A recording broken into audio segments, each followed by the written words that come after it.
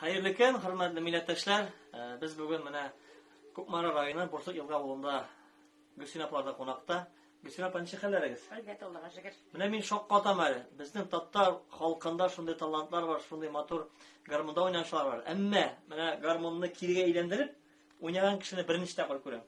Gulsin apa bir millatdosh do'stlarni shoqqa tirg'ar, o'sha aytirib o'ynagan aytagizlar. Borib chiqsa. Hayda.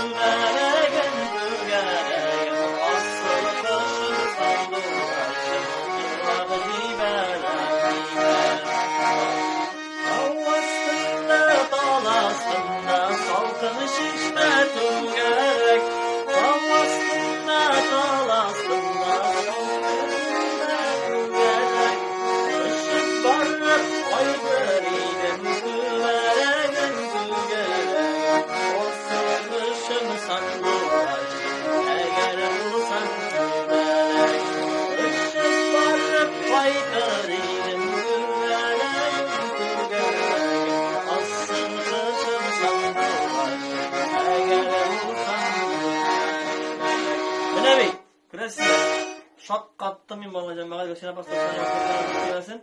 Niçin öğrendiniz bunu? Şu anda Kim öğretiyorsunuz siz bunu oynarga? bir kişi öğretmedi. Tuttunuz da şu öğrendiniz. Yok, bayrak ne opinin garmonu var benim. İyi. Yaşı opinin. O armaya gitti de mea kaldırıp gitti garmonla. Şu garmondan ekmediler bir ondan yerine siken kıskırtak sıkaka yüründü mü? Tuttunuz da şimdi. Buna bulaydı da soranga. Bulaydı da soranga. Gülsin apa bulaydı tutkanda.